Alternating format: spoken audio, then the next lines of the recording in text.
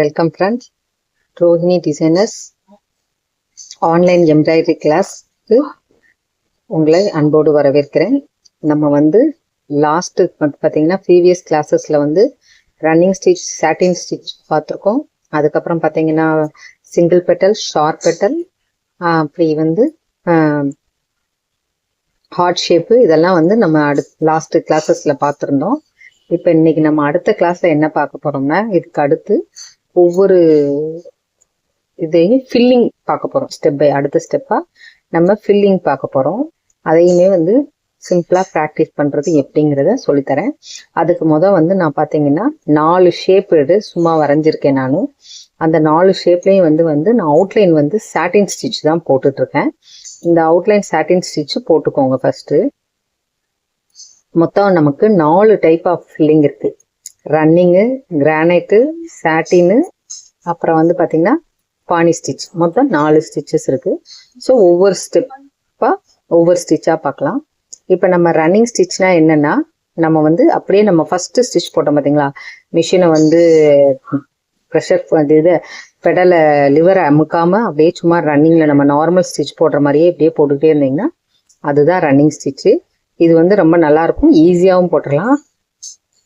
இது நார்மலாக ஒரு ஷேப்பை வந்து ஃபில் பண்ணுறதுக்கு நம்ம இதை யூஸ் பண்ணலாம். அதை தான் நான் இப்போ வந்து ஃபஸ்ட்டு ஸ்டிச்சாக உங்களுக்கு போட்டு காமிச்சிருக்கேன்.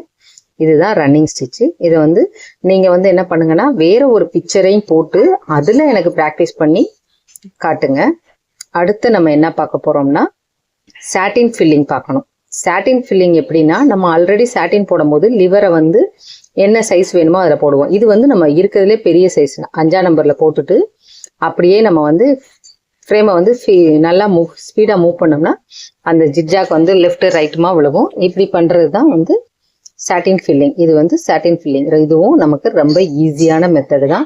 இந்த 2 ஃபில்லிங்கும் இருக்கும். அடுத்து நம்ம பார்க்க போகிறது கிரானைட் ஃபில்லிங். இது எப்படின்னா ரவுண்ட் ரவுண்டா போட்டுட்டே வரும் ஒவ்வொரு ஸ்டிச்சையும். இதுதான் கிரானைட் டிஃபரண்ட் டைப் ஆஃப். இதுவும் வந்து நிறைய வந்து போடுறதுக்கு நமக்கு யூஸ் ஆகும் இந்த ஃபில்லிங்லாம். இது வந்து வெறும் ரவுண்டா தான் போடணும்.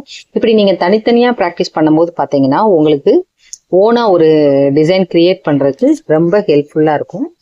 ஸோ வந்து இந்த இது வந்து கிரானைட் ஃபில்லிங் ஸ்டிச்சு.